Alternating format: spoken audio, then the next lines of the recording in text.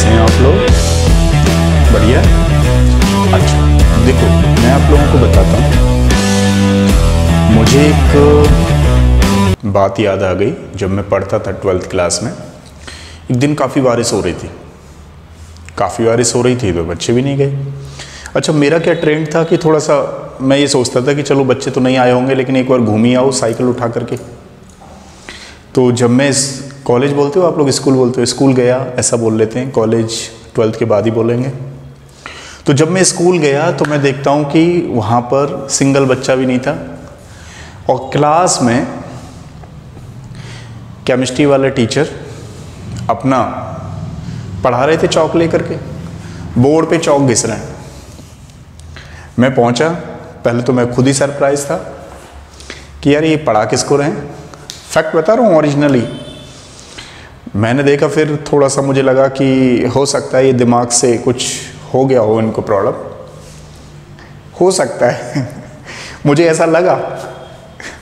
तो मैंने सोचा कि हो सकता है देख लेते एक बार। तो इसके गेट में, जो हमारी क्लास थी उसमें 2 गेट थे, एक मतलब आगे से घुस जाओ, बाहर से निकल जाओ, ऐसा करके था।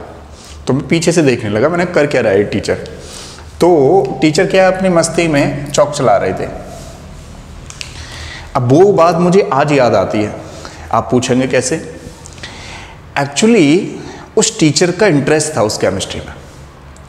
तो मैंने पूछा, वहाँ गया मैं, मेरा बैग वगैरह भी भीग गया था। तो बैग क्या ले जाते थे, छोटा सा बैग लेकर के गए अपना। तो मैंने पूछा, सर आप किसको पढ़ा रहे थे? तो क्या कहते हैं मालूम है?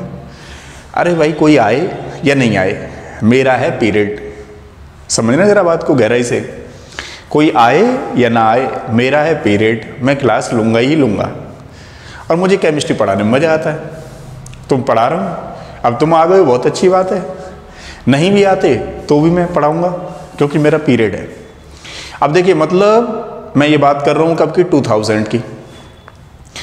अब मुझे इतनी साल बाद ये बातें याद आ रही हैं कि ठीक है, आज क्लास मतलब काफ़ी ये चल रही हैं ऑनलाइन, उसके बावजूद भी क्यों? क्योंकि टीचर एक अच्छा होगा तो उसके अंदर एक इंजेक्ट हो चुका होता है कि चलो भाई मुझे पढ़ाना ही पढ़ाना है, इस टाइम पे पढ़ाना ही पढ़ाना है। अब हम जैसे लोग तो बैठ ही नहीं सकते, मतलब पढ़ाना ही पढ़ाना है। तो वही चीज़ है, आपको भी देख रहे हो आप लोग, हिस्ट्री दोबारा रिपीट कर रही है अपने आप को। पहले चौक का जमाना था, अब मार्कर लिख रहे हैं हम। तो मतलब मैंने उस टीचर को देखा और वो टीचर की एप्लीकेशन अब मैं कर रहा हूँ यहाँ पे। तो कई बार मुझे लगता है कि कहीं हिस्ट्री अपने आप को रिपीट तो नहीं कर रही है, हो सकता है शायद। अच्छा, तो मैं आपसे क्या कहता हूँ कि देखो, जब हिस्ट्री रिपीट कर सकती है तो ये तो ऑर्गेनिक केमिस्ट्री है। ऑर्गेनिक केमिस्ट्री में अगर आपको लगता है कि डेप्थ लानी है, मतलब आपको केमिस्ट्री चुटकियों में लगानी है, तो कैसे करें? अभी आपको इसके लिए तो इंटरेस्ट जगाना पड़ेगा। तो इंटरेस्ट के लिए कल मैं एक वीडियो बनाने वाला हूँ, तो आपको लगेगा कि अच्छा ऐसे करके पढ़ना है, वो चीज़ उसमें समझाऊंगा। अब मैं यहाँ पे, क्योंकि मैंने अभी आपको बताया था, लास्ट वीडियो में बता रहा हूँ, हर वीडियो में बता रहा हूँ कि मैं जेईई मेंस की सीरीज चला रहा हूँ। अब एक आध बच्चे को लगेगा ये तो मैं आंसर लिखे हैं मैं तो कर लूँगा। नहीं भाई, कर तो लोगे, लेकिन मुझे ट्रिक भी तो बतानी है इसकी, इसलिए मैं आपको ये कर रहा हूँ। दूसरी वाली बात, मैं अभी एक एग्जाम्पल दे चुका हूँ कि मेरा इंटरेस्ट है, मैं इसी में एंजॉय करता हूँ। अब हो सकता है कि सारे बच्चों को तो ये आएंगे नहीं क्वेश्चन, हो सकता है 100 में से 50 बच्चे को नहीं आते हो सकता है 10 बच्चों को नहीं आते हो सकता है ये वीडियो उन 10 बच्चों के लिए सफिशिएंट लगता हो, समझ रहे हो ना? तो मैं उन 10 बच्चों के लिए भी बनाना चाहता हूँ। क्यों? क्योंकि मेरा तो केमिस्ट्री पढ़ाने का क्या है, प्रोफेशन, समझ रहे हो? और मज़ा भी आता है। तो चलें फिर। अच्छा, क्वेश्चन ये है कि इसमें हम लोग अपनी कमांड कैसे करें ऑर्गेनिक में। तो देखो, इसके लिए क्या है कि आपको एक एक टॉपिक समझिए, एक एक टॉपिक समझिए। जैसे कहीं पर न्यूक्लियोफिलिसिटी है, बेसिसिटी है, तो पहले उसको पूरा पढ़ लीजिए। मेरी ये चीज़ें आपको कब हेल्प करेंगी? जब आपने जीओसी बहुत अच्छा पढ़ रखा है, क्योंकि ये जीओसी का टॉपिक चल रहा है।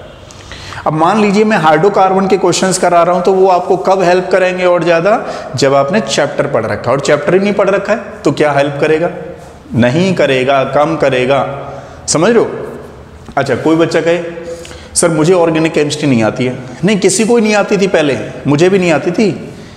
आप वो वाली बात तो भूल जाओ।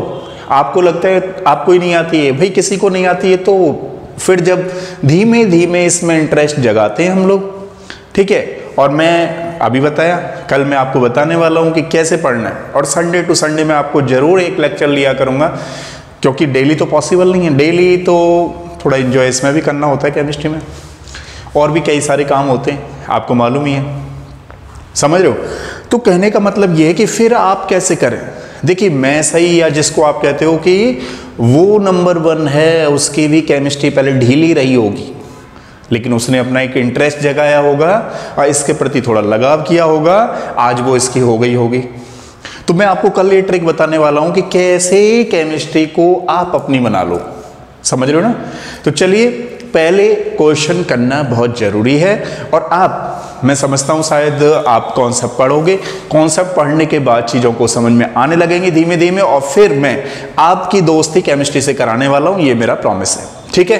तो चलिए बात करते हैं हम लोग question number 31, the number of stereo isomers possible. इसमें how many stereo isomers are possible.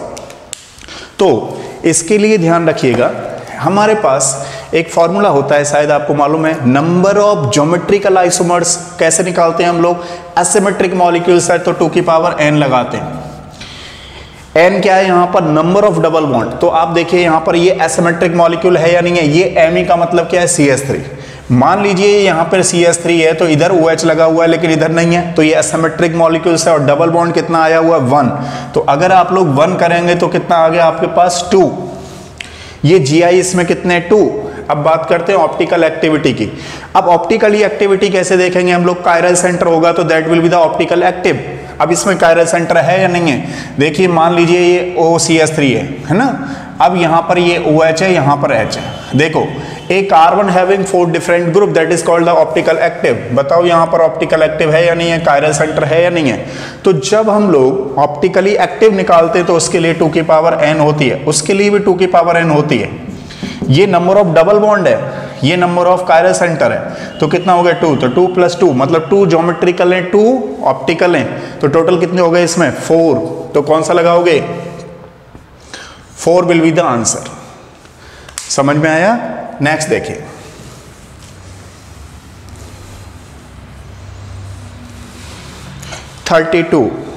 Question number है 32। ध्यान रखिएगा, जब कोई इनकमिंग न्यूक्लियोफाइल आता है और दूसरा वाला जाता है तो उसको क्या बोलते हैं, सब्स्टिट्यूशन रिएक्शन। तो इलिमिनेशन कहां पर होता है, इलिमिनेशन रिएक्शन में डबल बॉन्ड आ जाना होता है, ध्यान रखिएगा, ट्रिपल बॉन्ड आ जाना होता है, उसको हम इलिमिनेशन कहते हैं। इलिमिनेशन का मतलब किसी ग्रुप का एलिमिनेट होना, जैसे dehydrohalogenation is the example of elimination. Dehydration, deammonolysis, तो that will be the example of elimination. तो अच्छा, ये इलिमिनेशन का नहीं है, कोई बात नहीं है। तो बात करते हैं हम लोग decreasing order of rate of above reaction. Nucleophile हमारे पास ये A से D तक दे रखे। अच्छा, मैं शायद इसकी बात कर रहा हूँ, थोड़ा सा देख लेते हैं हम लोग यहाँ पे, उसमें आता हूं मैं अभी। इलिमिनेशन, मुझे ये वाला याद रह गया क्वेश्चन। तो इलिमिनेशन क्या होता है कि जहां पर डबल बॉन्ड आए। सब्स्टिट्यूशन कहां होता है, जहां पर एक न्यूक्लियोफाइल जा रहा है, दूसरा न्यूक्लियोफाइल आ रहा है, तो ये सब्स्टिट्यूशन। अब फ्री रेडिकल मतलब ऑड नंबर ऑफ इलेक्ट्रॉन्स हैं। डिस्प्लेसमेंट रिएक्शन मतलब डिस्प्लेस करना, मतलब ECS का देखना, एक ऊपर है रिएक्टिव तो ऊपर वाला नीचे वाले को डिस्प्लेस कर सकता है, नीचे वाला ऊपर वाले को डिस्प्लेस नहीं कर सकता है। तो बात करें यहाँ पर, ये न्यूक्लियोफाइल निकल गया, दूसरा न्यूक्लियोफाइल आ गया, तो कौन सा आंसर होगा इसका, सब्स्टिट्यूशन रिएक्शन। ठीक है, अब देखो यहां बात कर रहे हैं। अब आपने पढ़ा होगा एक टेबल, एसिडिक कैरेक्टर की टेबल होती थी। तो एसिडिक कैरेक्टर की टेबल में ध्यान रखिएगा, मैं पूरी टेबल तो नहीं लिख रहा हूं लेकिन थोड़ा सा आइडिया बता रहा हूं। एसिटिक एसिड था, फिर फिनॉल था, और फिर यहां पर मिथेनॉल है, और यहां पर वाटर है। अब समझने वाले बच्चे समझिएगा, जिन्होंने पढ़ रखा है, जिन्होंने नहीं पढ़ रखा है, मेरी एक लेक्चर है इंडक्टिव फैक्ट के नाम से, एसिडिक कैरेक्टर के नाम से। आप एसिडिक कैरेक्टर को पढ़ लो, ये पूरी टेबल दे रखी है, आपको बिल्कुल समझ में आ जाएगी, समझ रहे हो। लेकिन आप देख रहे हो ये मिथेनॉल है, जब तक एसिडिक है, लेकिन अगर इसके अलावा इथेनॉल वगैरह कुछ भी आ रहा है, मतलब ये ROH बताना चाह रहा हूं मैं आपको। ROH तब तक आ रहा है और यहाँ मिथेनॉल आ रहा है, वो एसिडिक कैरेक्टर ज्यादा है। लेकिन अगर इथेनॉल आ गया तो किसका ज्यादा होगा, वाटर का ज्यादा होगा, ध्यान रखना। मतलब जब तक एक CH3 आ रहा है तब तक उसका एसिडिक कैरेक्टर ज्यादा है। अब आप पूछ रहे होंगे सर यहाँ तो न्यूक्लियोफाइल पूछा है, आप एसिडिक कैरेक्टर के बारे में क्यों बता रहे हो? नहीं, मैं बता रहा हूँ आपको न्यूक्लियोफिलिसिटी मतलब बेसिसिटी। आप लोगों से फिर कहूंगा यहाँ पर इस टॉपिक को करने के लिए आप YBS में एक टाइप करिएगा, या जो आपने चैनल सब्सक्राइब कर रखा है उसी में न्यूक्लियोफिलिसिटी बेसिसिटी टाइप करिएगा। पूरे इसके 5 कॉन्सेप्ट मैंने डाल रखे हैं, उसी से सारे क्वेश्चन हो जाएंगे। अभी आप यहाँ पर ये देखिएगा कि इसमें जो डोनेटिंग साइट है वो सेम है, तो इसकी बेसिसिटी और न्यूक्लियोफिलिसिटी एक जैसी होगी। अगर आप एसिडिक निकाल लें तो उसका उल्टा कर देंगे, तो बेसिसिटी भी वही होने वाली है और न्यूक्लियोफिलिसिटी भी वही होने वाली है। तो चलिए बात करते हैं। तो ये एसिटिक एसिड मतलब ज़्यादा एसिडिक हो गया, एसिडिक हो गया, हमें न्यूक्लियोफिलिसिटी देखनी है। तो अब इसमें सबसे पहले कौन सा आएगा बताइए? तो बात करें हम लोग यहाँ पर OH, यहाँ पे ये, तो D वाला आंसर होगा बेस का। D वाले के बाद किसका होगा? क्योंकि ये एसिडिक है तो ठीक है, तो OH पहले जाएगा। तो OH कौन सा है हमारे पास? C, और C के बाद कौन सा वाला जाने वाला है हमारे पास? D। सॉरी, एक बार देखिए, A B C D, ठीक है। तो अब यहां पर एसिडिक हो गया, तो हमें बेसिक देखना है।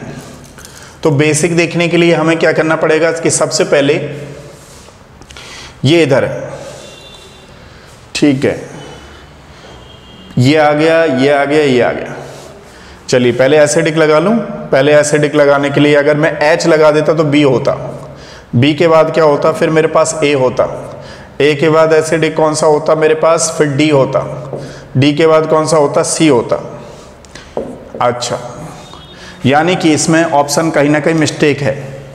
अब इस ऑप्शन को देखते हैं हम लोग, D C A B। अच्छा, ये वाला है। अब इसके हिसाब से अगर हम लोग देखें तो देखिए ये कहीं रिवर्स तो नहीं, चलें देखिए इसको देखिए। अच्छा, हम लोग अभी डिस्कस कर रहे थे इस पे, बिल्कुल ध्यान से सुनना, क्वेश्चन कितना इंपॉर्टेंट है। कि मान लो हमारे पास ये एसिडिक स्ट्रेंथ आ गई, लेकिन अब आप लोग देख रहे हो methanol is more acidic as compare to water. लेकिन अगर हम लोग ज़्यादातर केसों में देखें तो ज़्यादातर केसों में क्या होता है, यानी कि वाटर ज़्यादा एसिडिक होता है एज कंपेयर टू अल्कोहल, अगर ऊपर वाले केस को छोड़ दिया जाए। लेकिन ऐसा ऑप्शन में कोई है ही नहीं है ना। अब फिर मतलब यहाँ से C से कोई ऑप्शन शुरू ही नहीं हो रहा हमारे पास। अब हम बात कर रहे हैं कि जो बीक एसिड होगा, बीक एसिड हमारे हिसाब से कौन सा होना चाहिए था? मिथेनॉल और वाटर ले लिया जाए तो water is the weak acid as compare to methanol. लेकिन अगर कोई दूसरी एल्कोहल आ रखी है मिथेनॉल को छोड़ करके, तो उन सब केस में वाटर क्या होता है? More acidic. अब यहाँ पे हम बात करें कि हमारे पास कोई ऑप्शन में ऐसा है ही नहीं, तो जब ऑप्शन में नहीं है तो हमें ऑप्शन के हिसाब से चलना है। कुछ क्वेश्चंस एक दो ऑप्शन के हिसाब से भी लेने हैं हमें, भाई पेपर तो बनाया है, सेट किया है, सेट के हिसाब से चलते हैं। चलो, जब ये नहीं मिला हमें वाटर, तो हमारे पास कौन सा आ रहा है? मिथेनॉल ऑप्शन में। तो मिथेनॉल कौन से पे जाएगा बताओ? डी पे। तो पहले डी लो, क्योंकि सब में देखो सी कहीं है ही नहीं, तो पहले डी ले लो। डी के बाद तो सी जाना ही है, तो डी के बाद सी। और मैंने अभी इनको बता रखा है, इनमें से एसिडिक कौन सा? ये वाला। तो फिर बेसिक कौन सा होगा? इसका कॉन्जुगेट बेस। जो बीक एसिड होगा, ठीक है ना, जो मान लीजिए ये एसिडिक ज़्यादा है तो बेसिक कैसा होगा? ये कम, मतलब न्यूक्लियोफाइल कैसा होगा? कम, तो ये सबसे कम होगा। तो इसको हमने क्या मान रखा है? बी, तो बी सबसे कम होगा। तो कौन सा ऑप्शन जाएगा फिर हमारे पास? ये वाला। कुछ क्लियर हुआ? ध्यान रखिएगा, अगर ऐसे क्वेश्चन आ जाए कि जिसमें सब जो है न्यूक्लियोफाइल साइट एक ही है, डोनेटिंग साइट एक ही है, तो उसमें आपको कैसे चेक करना है? आप एसिडिक कैरेक्टर निकाल लीजिए, उसका रिवर्स कर लीजिए, तो वो अपना समझ में आ जाएगा, मतलब आ जाएगा ऑप्शन। एक दो क्वेश्चन में क्या होता है कि हमें चेक करना होता है कि कहीं ऑप्शन के हिसाब से तो नहीं है। नेक्स्ट देखिए, नेक्स्ट वाला क्वेश्चन है हमारे पास, due to presence of electron free radicals are. Unpaired electrons होंगे तो क्या होंगे? वो किसी से रिएक्शन करेगा। ये होमोलिटिक क्लीवेज होता है, आप लोग जानते ही हैं। अगर हमने लाइट डाली, होमोलिटिक क्लीवेज, जब होमोलिटिक क्लीवेज होगा तो ये क्या होंगे? केमिकली रिएक्टिव, किसी से भी रिएक्शन कर सकते हैं। तो ध्यान रखिएगा, इसका कौन सा है हमारे पास? केमिकली एक्टिव या केमिकली रिएक्टिव। अच्छा देखिए सेम क्वेश्चन यहाँ पे आया हुआ है। अब बात करते हैं, अब मैं आपसे क्वेश्चन पूछूं न्यूक्लियोफिलिसिटी में, तो सबसे ज्यादा एसिडिक कौन सा होने वाला है बताओ? सल्फोनिक एसिड जहां पे देख रहे हो सबसे ज्यादा एसिडिक होने वाला है। और आप लोग जान रहे हो एरोमेटिक में -R रेजोनेंस लगेगा तो सबसे ज्यादा, तो हमारे पास कौन सा है? एसिडिक का ऑर्डर लगा रहा हूं मैं, और उसका रिवर्स कर दोगे तो न्यूक्लियोफिलिसिटी और बेसिसिटी आ जाएगी। इसके बाद किसको देखेंगे? साइनाइड जो होता है वो सबसे कम होता है, ध्यान रखना एसिड। अब इन दोनों में मैंने अभी बताया था ये एसिड ज्यादा होता है, फिर कौन सा होगा? सेकंड, फिर कौन सा होगा? थर्ड। ये एसिडिक का ऑर्डर है। अगर इसमें मैं H लगा दूं तो ये ऑर्डर कुछ ऐसे आएगा एसिडिक का। अब इसका आप रिवर्स कर दो, उल्टा कर दो, थर्ड, थर्ड के बाद सेकंड, सेकंड के बाद फर्स्ट, के बाद फोर्थ। ये वाला कौन सा है? Third, second, first, fourth. कौन सा आंसर होगा? फोर्थ वाला। समझ में आया? इस तरीके से। अब देखो नेक्स्ट है हमारे पास racemic mixture is formed by mixing two. तो मिक्सिंग टू क्या? रेसिमिक मिक्सचर कब बनता है? जब डीएल पेयर बनते हैं। डेक्स्ट्रोरोटेटरी, लिवोरोटेटरी जब होता है तो उसको हम लोग क्या बोलते हैं? Racemic mixture. और जो रेसिमिक मिक्सचर होता है वो क्या होता है? Optically active. ठीक है, ध्यान रखिएगा। मीजो में प्लेन प्रेजेंट होता है, इनएक्टिव हो जाएगा। तो रेसिमिक मिक्सचर आप लोग कहां पे बोलते हो? ऑप्टिकली एक्टिव आइसोमर्स बनते हैं, डीएल पेयर बनते हैं, डेक्स्ट्रोरोटेटरी एंड लिवोरोटेटरी। और ये मैंने अभी बता ही दिया है। ठीक है, एक बार नोट करिए। चलिए देखो इसको करते हैं। अब नेक्स्ट क्वेश्चन है हमारे पास 37, ये आया हुआ 2003 में। अब इसमें देखें हम लोग, तो देखिए क्वेश्चन क्या है? 4 structures it is true. True क्या है वो देख लेते हैं। All 4 are chiral centre. Chiral centre क्या होता है? A carbon having 4 different group that is called the chiral centre. बताइए क्या यहाँ पे ये कायरल सेंटर है? Lactic acid. ठीक है, तो देखिए क्या ये कायरल है? यहाँ तो इस कार्बन से दोनों CH2 जुड़े हुए हैं, तो ये सारे कायरल नहीं होंगे, पहली चीज। दूसरी चीज क्या है? Only first and second are chiral. देख लेते हैं। देखो यहाँ पे कोई दूसरी चीज जुड़ी हुई है, यहाँ पे कोई दूसरी चीज जुड़ी हुई है, और ये वाला H मैं यहाँ लिख दूं, बात समझ में आ रहा है? ये कायरल है, बिल्कुल चलेगा। इधर यहाँ कोई दूसरी चीज लगी हुई है, यहाँ पे कायरल सेंटर है, लेकिन यहाँ कोई दूसरा ग्रुप लगा हुआ है, तो फर्स्ट, सेकंड एंड कायरल ये होंगे। लेकिन फिर भी चेक कर लेते हैं। Only third is chiral. Third तो बिल्कुल कायरल नहीं होगा। देखो एक कार्बन पे 3 ग्रुप, तो ये भी गलत है। Only second and fourth are chiral.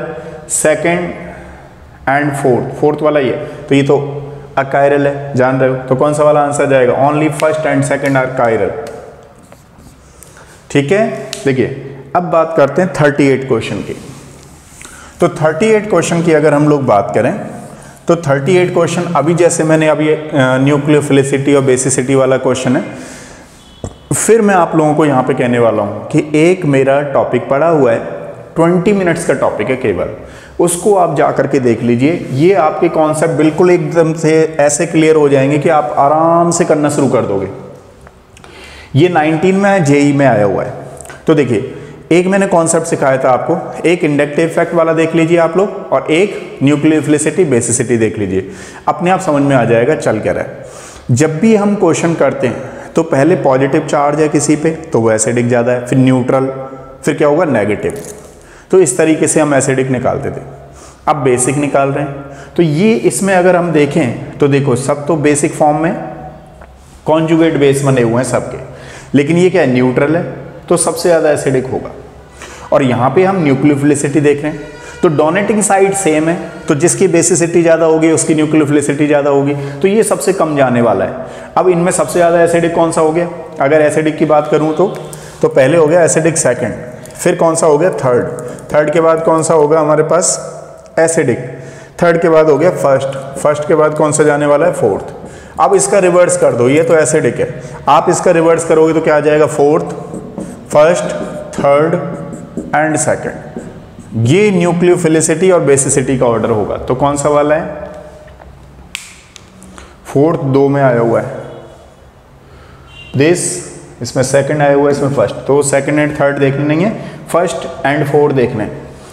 तो पहले हमारे पास, अच्छा इसमें भी नहीं है, वेरी गुड, इसमें भी सेकंड आया हुआ, इसमें सेकंड, इसमें तो एक ही में, तो कौन सा होगा हमारे पास? फर्स्ट वाला। ठीक है, अब देखिए जैसे मान लीजिए बेंजीन से नेक्स्ट वाला कार्बन जो होता है, कार्बन डबल बॉन्ड कार्बन, और जो बेंजीन के ऊपर होता है उसको बेंजाइलिक बोलते हैं। मान लीजिए ये हमारे पास है, इसको बेंजाइलिक बोलेंगे। कार्बन डबल बॉन्ड कार्बन से नेक्स्ट वाला बेंजाइलिक, ये 1 डिग्री लगा हुआ है। इंडक्टिव इफेक्ट पूछा है तो 3 डिग्री कहाँ पे होगा, जहाँ पर ये CH3C है। तो पहले 3 डिग्री होने वाला है, फिर कौन सा होगा, 2 डिग्री होगा, फिर कौन सा होगा, 1 डिग्री सबसे कम होगा। इंडक्टिव इफेक्ट के बारे में बात कर रहे हैं। तो ये देखो, ये सबसे ज़्यादा 3 डिग्री कौन सा वाला है हमारे पास, ऑप्शन में चेक करो, 3 डिग्री, 2 डिग्री, 1 डिग्री, तो कौन सा वाला होगा, बी। ठीक है, अब नेक्स्ट क्वेश्चन करते हैं। नेक्स्ट क्वेश्चन है हमारे पास, which of the following does not show geometrical isomerism. देखिए हम लोग बात करते हैं पेंटीन की। पेंटीन 1 2 3 4 5, ये पेंटीन है। अब इसने बोल दिया 1 2 डाइक्लोरो। मान लीजिए एक यहाँ पे हाइड्रोजन हटाइए, एक क्लोरीन लगाइए, एक क्लोरीन यहाँ लगाइए। तो अब आपको समझ में आ गया होगा, ये कुछ ऐसे लगे हुए हैं, HCl। मान लीजिए यहाँ पे H है, यहाँ पे Cl है, तो ये सिस फॉर्म है। तो स्टीरियो सेंटर तो अलग है ना, देख पा रहे हो आप लोग। तो अच्छा ये कहना चाह रहे हो, तो इसको आप ऐसे कर लीजिए ना, CH2 CH2 एंड CH3। तो ये कौन सी फॉर्म बनी हुई है, सिस फॉर्म बनी हुई है। इसी का ट्रांस बन सकता है। स्टीरियो सेंटर डिफरेंट होने चाहिए, है ही है। एक कार्बन पे डिफरेंट ग्रुप होने चाहिए, ये तो शो कर रहा है। उसने पूछा नहीं करेगा। 1 3 डाइक्लोरो 2 पेंटीन, 1 3 1 2 3 दिस वन, ये पेंटीन हो गया, 2 पेंटीन आ गया। 1 पे लगा लेता हूँ मैं यहाँ पे क्या, क्लोरीन, और एक लगा लेता हूँ 3 पे क्लोरीन, तो क्लोरीन लगा दिया। अब देखिए, अगर मान लीजिए इसको ऐसे हटाएंगे आप लोग, तो यहाँ क्लोरीन लाइए, तो यहाँ पे इसको और कैसे लिख सकते हैं, और इसको लिख सकते हैं H, यहाँ ले लीजिए। अब हमारे पास क्या बचा, CH2Cl। तो ये दोनों ग्रुप्स डिफरेंट हैं या नहीं है, तो कहने का मतलब क्या है, ये Gi देगा। अब थर्ड वाला चेक करते हैं, 1 2 3 4 5, ये तो सही है, देगा। कैसे देगा, स्टीरियो सेंटर डिफरेंट है। ठीक है, ये चीज़ ध्यान रखिएगा। अब बात करते हैं हम लोग 1 1 डाइक्लोरो 1 पेंटीन, तो 1 1 पे लगाना है, 1 2 3 4 5। क्या कहते हो आप लोग, स्टीरियो सेंटर कैसे हो गए, सेम। इस कार्बन पे दोनों क्लोरीन आ गए, क्या नहीं देगा, देगा नहीं देगा, बिल्कुल नहीं देगा। Stereo centre different. तो करते रहिए क्वेश्चन, और नेक्स्ट मुझे बताते रहिए। ऑर्गेनिक केमिस्ट्री को तो ढंग से देखेंगे। ठीक है, चलिए नेक्स्ट मिलते हैं। Thank you so much.